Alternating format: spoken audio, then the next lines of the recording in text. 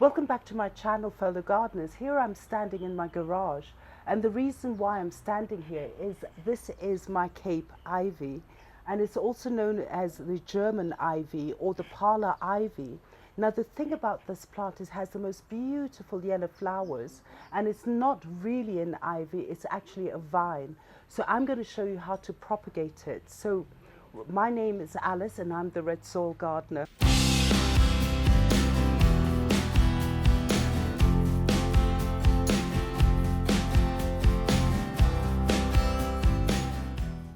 So fellow gardeners, I want to introduce you to this particular plant. It's known as a Cape ivy or a German ivy or a parlor ivy. Now the beautiful thing about this plant is the foliage. It's got these lovely shiny green leaves, and also it actually looks like a semi-succulent. But the thing about this plant, again, it's the foliage that matters, and then once in a while you get this burst of yellow flowers, little clusters, and it is amazing. As I mentioned earlier, it is not an ivy, a true ivy, but it is a vine, and it's known for trailing and trellising. So a lot of people use it as a background, for landscaping, or you could use it as ground cover, or even better, you could use it in a hanging basket and let it trail downwards. So here in Kenya, we actually use this plant a lot. It is an ornamental plant, and you can go to people's houses, gardens, where they've trellised it up a tree, and you get these beautiful clusters of yellow, dramatic.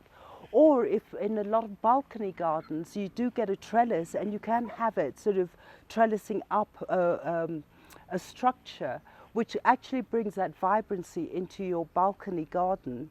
But in general is that we just do love this plant.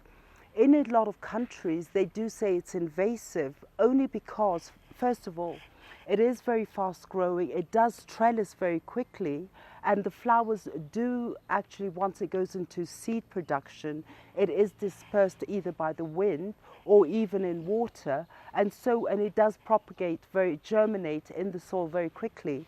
But again, you can control it, because once you do have your plant flowering, don't allow it to go into seed production in order to control it so it doesn't self-seed. Now let's look at the light requirement.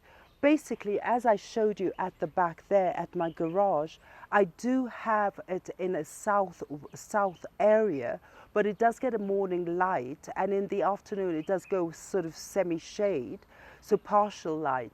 But otherwise it does do well. It's just that at this moment we do have the rain, so it is the growing season, and by January, when it does get a bit more brighter, I'm sure my lovely yellow clustered flowers will actually display themselves. What sort of soil does it like? Basically it does like a moist soil, well draining, but over the years, as the plant has been in different countries and whatever, is that what happens is it has acclimatized to different environments. So it can actually be without water for a long time. So I wouldn't be thinking too much about the water requirement, but it also depends on the type of soil you have and the location that you're situated. But otherwise it is a very sturdy plant. Because it has this sort of semi-succulent feel, even if you look at the stem, is that basically it is not frost tolerant. So I wouldn't have it in a situation where your climate at that particular time, it does suffer from a lot of frost. So in the end, it will kill the plant. So if you do grow it in an area that during winter you do get all this frost happening, I would actually grow it in a container so that in the end you can bring it actually indoors during the winter period. Now let's look at the propagation. Propagation is very simple. I haven't done a water propagation because I just felt it would actually happen much quicker if I did a soil propagation. So what I did is I actually went into the plant, and what I did is looked for a really good node. Basically the node is here, so I'm going to go just below the node and cut it at a 45-degree angle. like that. And then what I will do, as we know, we just need maybe 2 leaves to actually get it propagating. So I'm going to remove some of these bottom leaves, just like that, simple. I might remove this one here. I'm just going to snip it like that. And I'm going to remove that one here. And then at the top, I've noticed it is growing there. So I'm just going to snip it there. Just remove it there. Just like that. Or even use my fingers. Just like that. So what I'm keeping here is actually just 2 leaves. So again, I had cut some other stems. So I'm just going to do a quick remove stems. Let's remove leaves. Just like that. And what I'm going to do is here, I'm going to remove that one. And because I do have the flower which has gone into seed production here, I'm just going to snip it off like that and remove some of these here in the top, and that one, and that one, this bottom one. I'm going to keep it like this. And again, as we mentioned, the nodes are here because that is what we're going to actually submerge in the soil. Once you've actually done your cuttings, is what I've done these days in order to actually recycle things. I use these party glasses, and then I do have at the base I do have holes, drainage holes. What I simply do is get a skewer, heat it up on a gas cooker and just poke it. In that way, at least as you're doing your propagation, you do have drainage for the water to actually flow out. So what I've got here is a pen. So I'm going to put these here. This is the soil, and what I did yesterday is I did put water in it so that it's evenly moist and not soggy for today. And so this is my mixture, which is actually cocoa peat with a lot of goodies in it. So it's free draining, and I'm going to stick the cuttings in here. So what I'm going to do is just make a hole. Just let me remove that one. Yeah. I'm just going to make a hole. Take your plant, make sure that the node is submerged, just like that.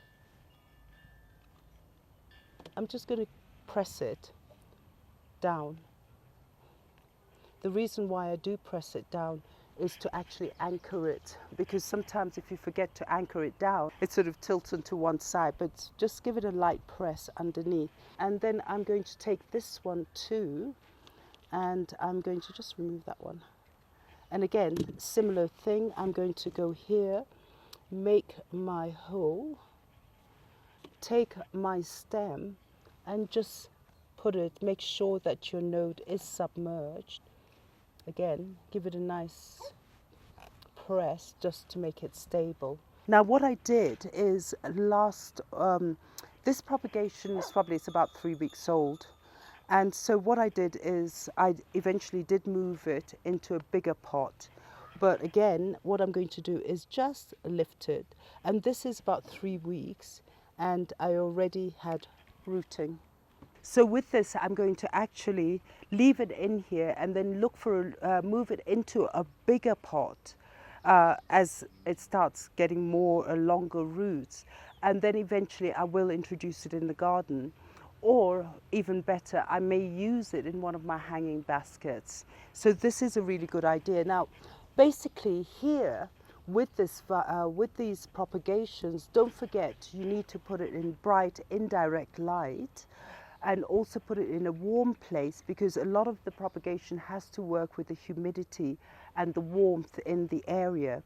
You could actually, if you want, is to actually put your dome as a greenhouse effect where it starts getting really humid in there, and it actually speeds up the propagation. And these are very simple to make, and it is a great way to recycle your plastic. But this is a really good thing.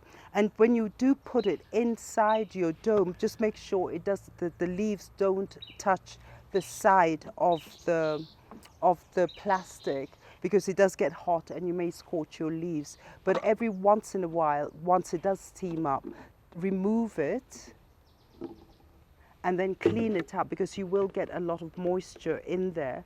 Just clean it up and then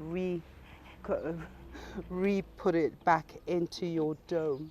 So fellow gardeners, thank you so much. I do hope you do get one. I'm actually going to use these ones for hanging baskets, and as they trellis down and then you get that spurt of yellow, I am very, very excited. So don't forget to like and share, press that notification button, and also subscribe to our channel. We do have a lot of fun. We do a lot of propagation in my Instagram. We do post a lot of pictures of the current flowers in my garden and of our new pup Koru as he's growing. And don't forget to leave your comments on Instagram, on Facebook, on YouTube comments. And if you do need help, I'm always there to help you. We've done a lot of helping in the past, and a lot of people have had success stories. So have a lovely day, and do go and get yourself one of these Cape ivy, German ivy plants. Bye.